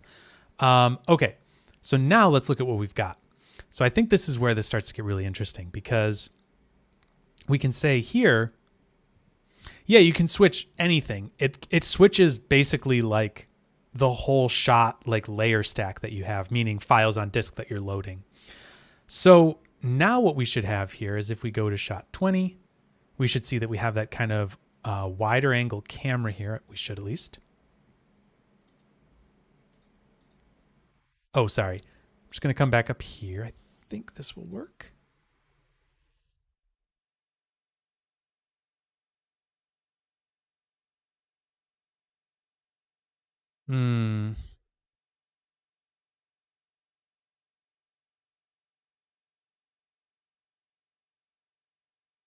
There we go. I just had to refresh it. Yeah, it's way better than Takes. Takes is like, that's like fraught with problems. This is all based on USD. So, okay, now we've got it. I'm like, why was this not showing up? Now it's showing up. So here we go. We've got each of these things. This is our wide angle camera here with the lower light level. And now we've got all of these things set up here. So what if we did this and we're like, okay, that's cool. I maybe like the lighting better, but I don't like the camera better. What we can do is we can come in here and set a version pin and say that our camera is going to be version 1. We're going to apply it, hit OK, and now we're pinned to that camera that's going to be loading in there. So we're only taking version 1. So it knows the versions that we've saved out. Same thing down here. Maybe if we come over to shot 2, we open this up, maybe we like the camera change, but we didn't like the lighting. Same thing. We can set a version pin here. We can say lighting. We're going to take version 1 again. Hit apply, hit OK. And now we should have that harsher backlight in here with the lesser front light. Thanks for the well wishes. Appreciate it. So hopefully now maybe you're starting to see where some of the real strength of these different layers that we're kind of building, where it's coming in, and we're able to now kind of edit these things and adjust camera and layout and all that different stuff. We could even obviously come in and edit the layout of these assets if we wanted to in different, different versions and things like that. So there's a lot that you can really do with this and kind of start layering on top of each other. Maybe what you would have too is you would have your environment set where you have all of these assets in there, and then you're just adjusting their layout over here for each shot. There's also you could also do things like where instead of environment, you might have a sequence. So you'd have like your sequence information, right? Like, so maybe you've got, maybe that's more, or scene, maybe that's like your scene information. And then you have individual shots in each of your scenes. And then you can, change your master scene. That'll flow down to your shots. And then you can have different versions within your shots and things like that. So there is a lot of different ways that this can kind of be used, I think, which is kind of cool. So that is kind of the extent of I feel like what I could practically show here. I'm happy to answer any questions and things like that. I know this is maybe a little bit more. Hey, Carlos, thanks. Yeah, I think it's pretty interesting. I think it's a cool one. So with all of this, sorry, I'm just going to look at something here real quick because I'm just trying to remember. I think if you guys watch out on the stream here, not next week, but maybe the week after that, you might see a certain South American Mr. Carlos on our stream here presenting some stuff. So look out for an announcement for that. But Carlos is awesome. So Somebody needed to teach us plebs how to get our feet wetter in USD. Yeah, I mean, this is pretty deep stuff, honestly. Like, you don't have to do this crazy of stuff to be able to use USD. Um, but yeah, so this is this is definitely I think this is kind of an interesting thing.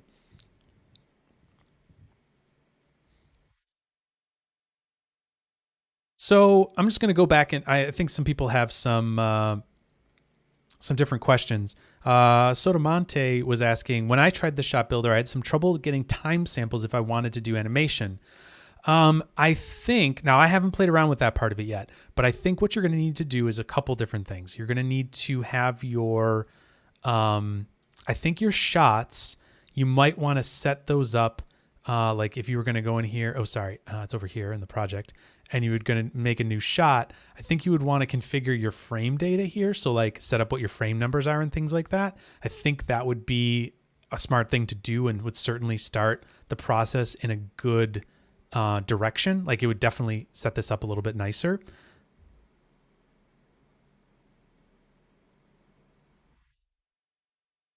Oh, Zach, you're saying that's a known bug. Is that what you're saying? Are you talking about the animation thing being a known bug?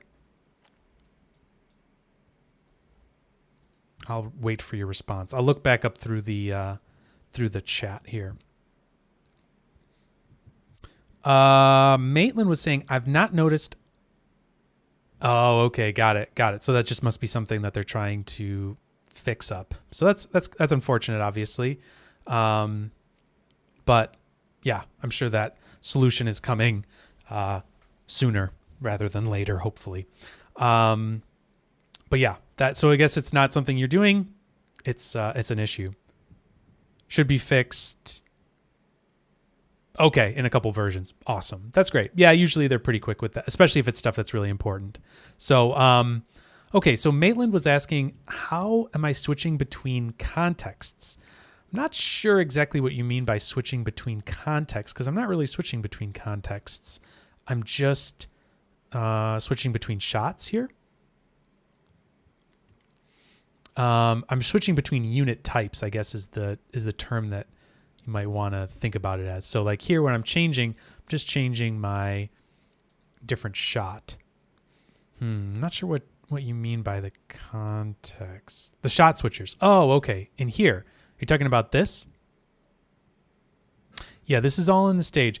So the way that these are switching, so like when I select this here and it switches over to it, it knows that this middle, the graph view, you mean here?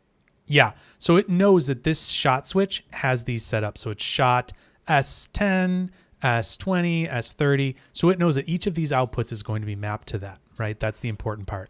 And so when hi Leonard, when I switch to any one of these, it knows that that's the scene, the context that I want to be looking at, or the context option, have it set that way. So when I come down here, does it change? I think it might. No. So that's not even changing. It's just doing it locally here. So it can actually do that in the network right here. It doesn't have to override the whole context, because this is actually the shot switch context option. So hopefully that makes sense. Yeah, there's like a lot of different mechanisms at play here. It's honestly pretty complicated.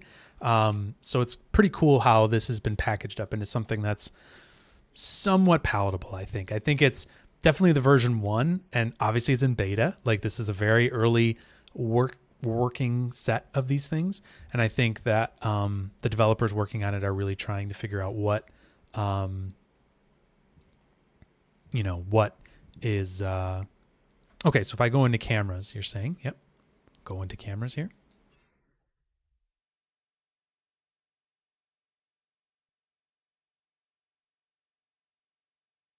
I'll look and see.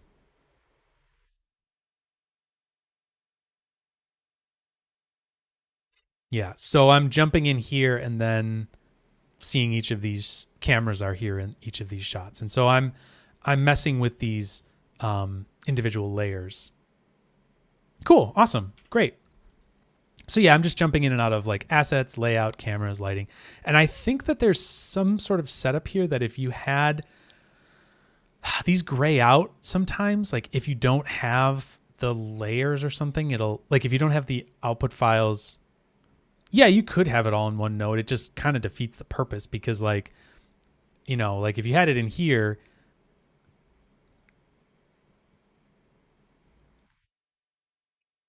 if you had everything in one of these nodes, it's kind of like, well, you really haven't made anything that much better. Um, it by putting them in each of these separate boxes, you're targeting a different layer. So just remember that's the scene has these layers, right? So when we're looking at this and open up this scene graph layer, we're working on assets. Then when we come say down here and look at this, we're now working on lighting.usda. So each of these, yeah, you could have a lighting person, you could have an asset person, you could have a camera person, and just drop that one thing down. Say, I'm just working on lighting, set up what shots you're working on, and use the output to publish it, and it should publish those out.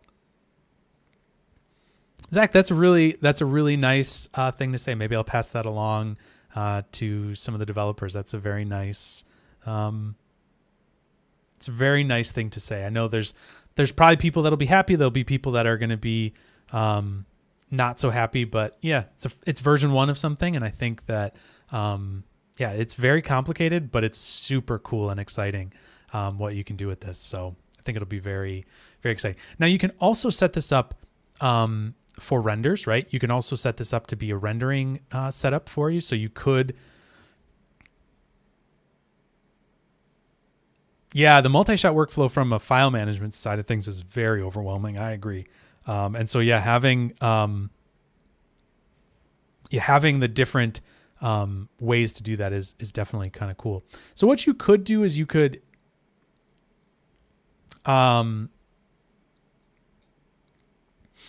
you could have this shot output if you wanted to and just use that. You could publish and render. You could just render. So like, let me do a shot output again here. Let me just do one with a render. I actually haven't messed with this at all. So this will be kind of into the unknown. We'll just call this shot render, something like that. Let's change this to render. And so, oh, I don't have any render settings in here. So that's a little goofy. Yeah, that's unfortunate. Oh,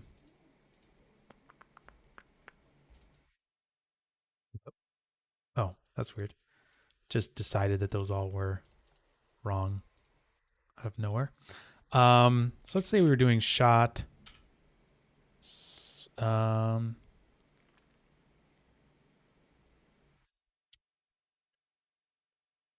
I think we could do this. I don't know.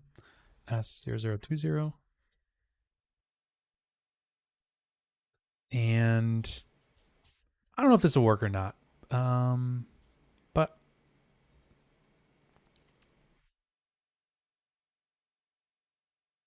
we could try. Let's see if it's going to do anything. Save and continue.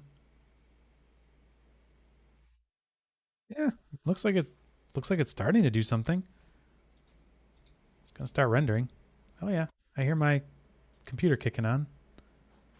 I'm rendering, that's for sure. Hopefully I don't like crash my computer or anything, but let's see. Let's see what happens here.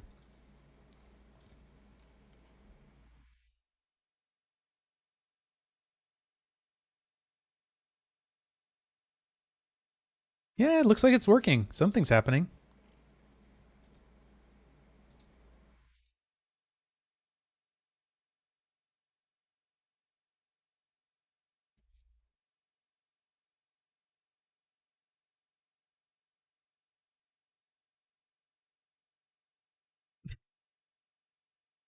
I don't know if it's doing it. I don't know where it's saving it to. I think it's kind of freaking out. But let's see here. Work item info. Let's see if it tells me where this. Whoa. I have not seen this new work item info window. That's kind of cool. Hmm.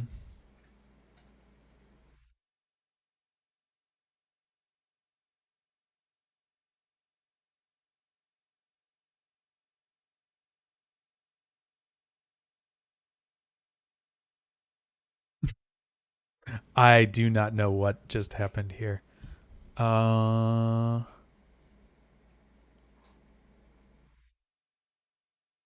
Yeah, I don't think that exactly worked because I don't have render settings. So, yeah, I don't think it happened, unfortunately. I don't see any renders here. So, I don't know what it did, but it did something. And it tried to save it somewhere, but I don't know. So, I need to set up render settings and things like that. Um,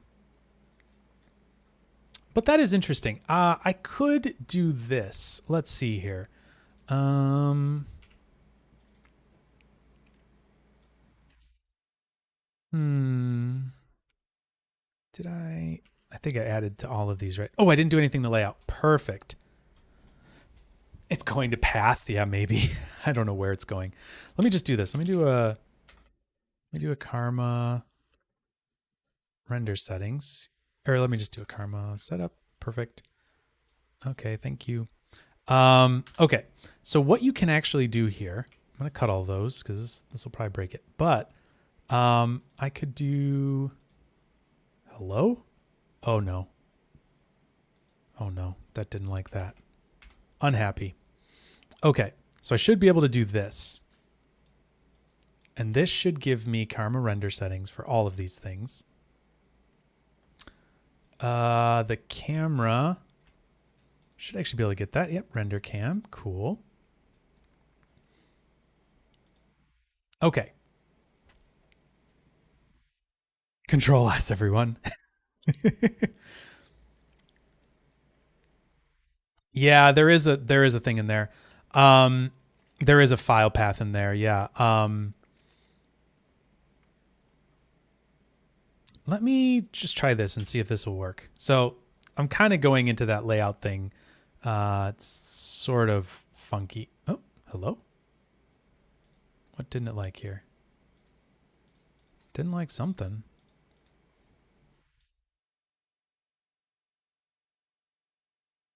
Why are we giving errors here? What did I do here? Oh, I know why. I know why. Sorry. This actually has to be shot slash oops slash star because I'm trying to overwrite environment and that don't make any sense. I think no. Hmm.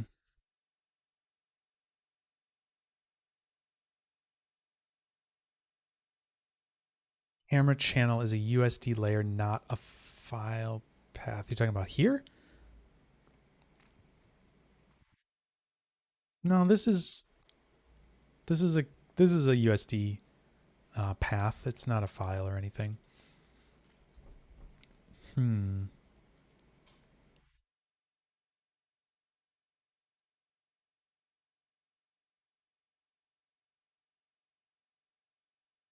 Oh, you know what? What if I moved this down here, just out of curiosity? Maybe that'll work. No.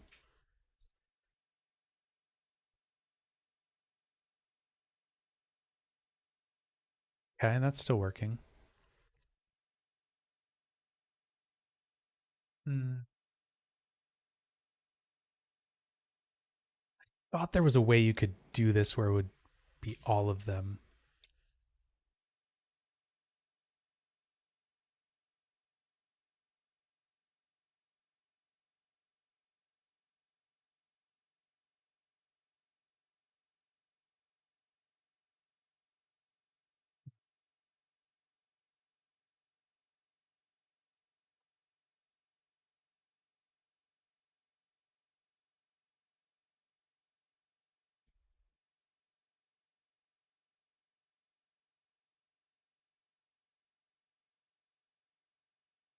Yeah.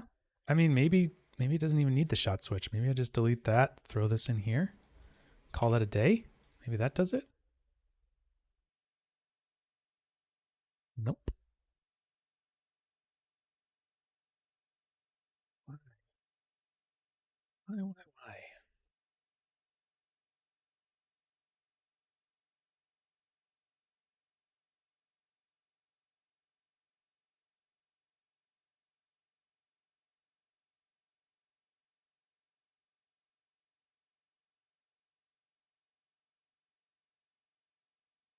Hmm.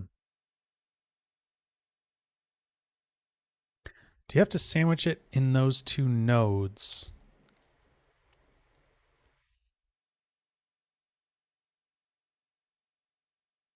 Hmm.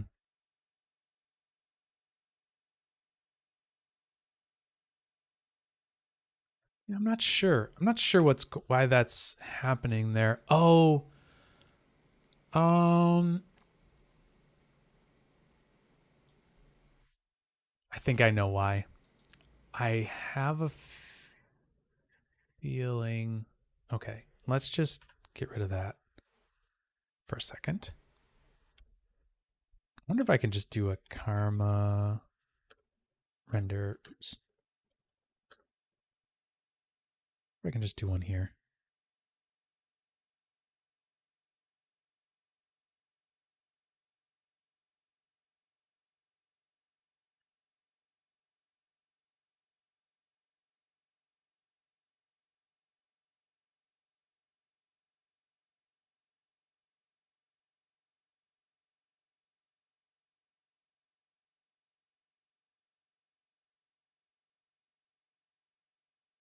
Let's try this.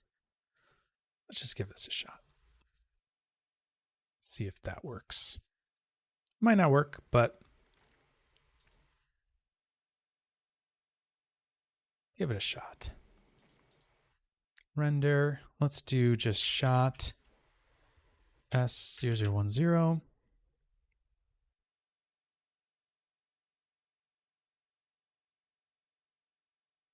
And let's try it. That could not have happened that quickly. Oh, that's funny. Hmm.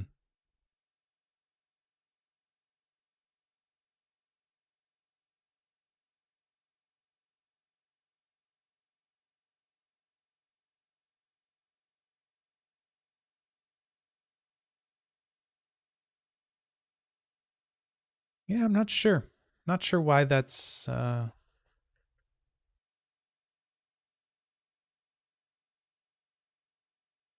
working.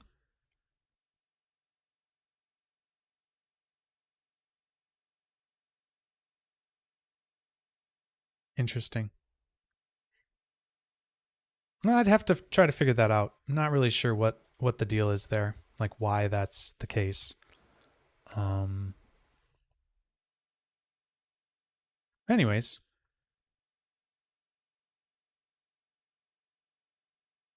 yeah. So I think these are all really interesting things. I don't know if anybody has any other questions or anything like that before we can, or like things that they're thinking about before we kind of sign off for the evening here. Feels like the shot output overrides. I was just trying to render.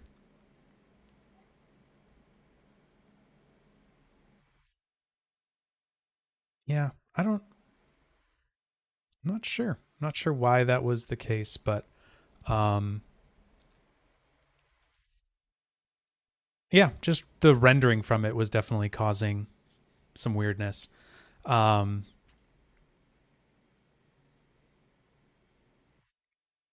yes, it should be quick, but it does have to still render with karma. So I mean, the current frame for shot 1 is like that, right? So it's like 10 seconds. Yeah, I did try adding it right here, and it didn't really do anything.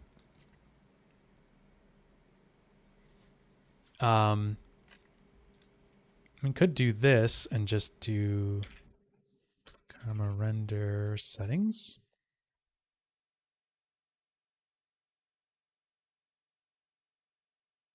and do this. Cameras, render cam. Sure, there's a reason why this isn't working, and it's probably something dumb I'm doing, but let's just try this again.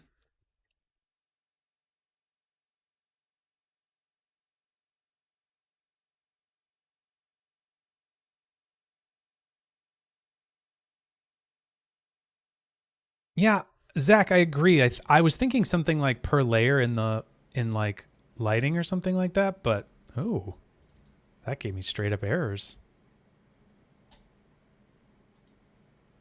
Interesting. Okay. Well, it didn't like that. Whatever I did there, it did not like that. Yeah, let's do this. Karma. That's a good point. Let's just throw it in here. Actually, what's the last one? Yeah, lighting is the last one.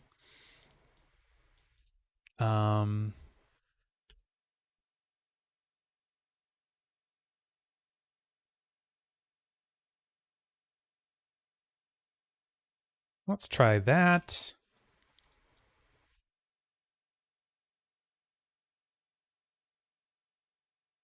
Try it again. I should have said, don't ask me again. Oh, it didn't like that at all. And it doesn't even give me the error that it's getting in there. Can I see that over here maybe? Yeah, I'm not sure about that. That's interesting. Maybe there's something more in the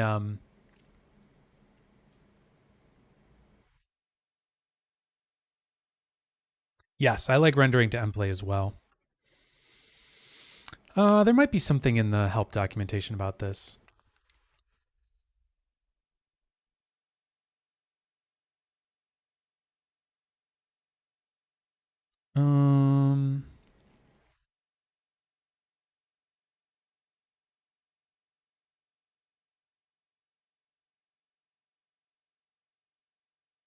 Oh, interesting. You could do that and then just set it to be render. I wonder if that would work. Let's just see.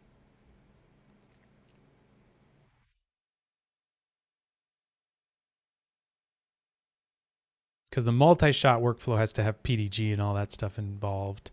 So that's kind of interesting. Hey, look at that. We got a render.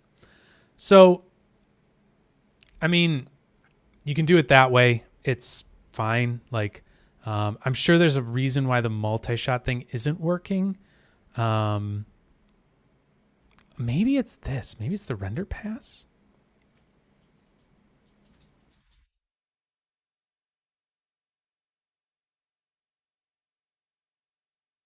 No. Not sure. I'm not sure why that's working like that. But anyways, there we go. Cool. So, what have we learned? We've learned stuff about the shot builder. So hopefully that's exciting for everybody. If you want to take this file and play around with it,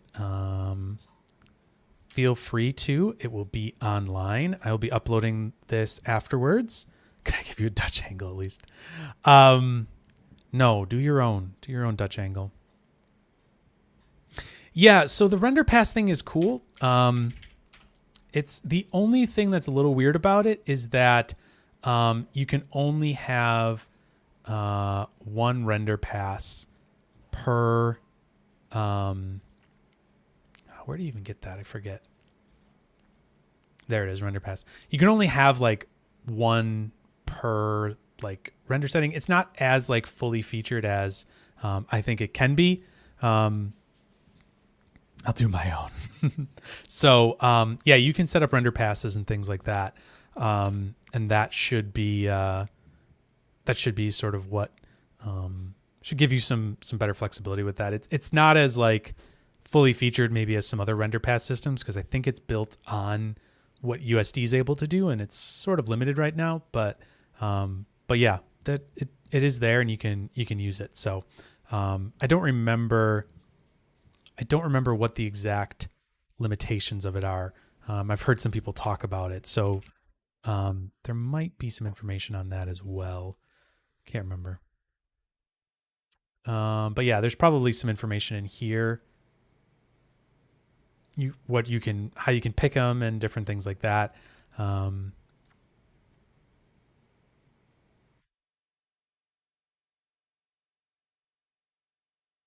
Yeah, there's different, like it says here which ones to render. Render pass can let you embed different recipes, things like that. So take a look at the render pass thing. It should be interesting. It's probably not as fully featured as you might think, but yeah, it's a nice way to be able to set some things up that you would might be a little bit more complicated otherwise. So Carlos needs to do some more study about it.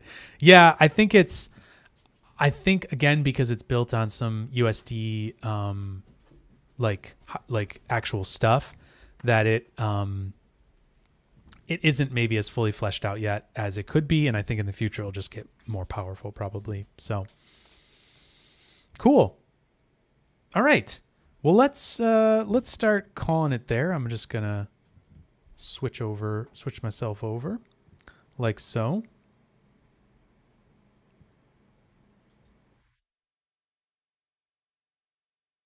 Yes, I think that's true, Sotomonte. I think you can only set one at a time, so maybe that's what it is. I don't know, but yeah, it's definitely there, and it should be a helpful addition. It's just there's more to go before I think it's like maybe as fully featured as you might expect for other render pass systems that you may have seen in the past.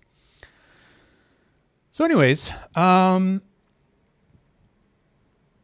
yeah. Oh, no problem, Zach. You inspired me to take a second stab at it. So hopefully this was helpful to you and to other people. I definitely have, we'll have some other things coming in the future. If you guys want to join the Discord server, HoudiniHangout.com. Great place to go and give me some suggestions for stream ideas and things like that. Happy to take a look at those and consider them. There's some old ones in there, and maybe I'll clean them out eventually. But yeah, feel free to jump in there.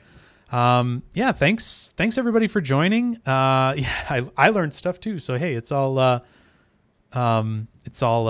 good thing to kind of understand where these things are going.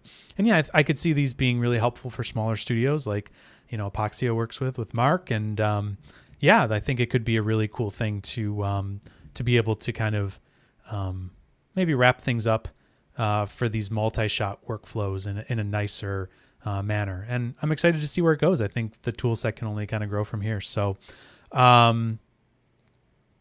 Well, thank you everybody for joining. Thanks for all the comments. It's always nice to hear from everybody as we're kind of going through this stuff. And this is a little bit more setup than I normally do. So yeah, it's always nice to have people here and chatting about it. And yeah, hopefully we had a nice evening. So with that, I will say thanks so much. And yeah, we'll see you all next week. Have a good one. Bye, everybody.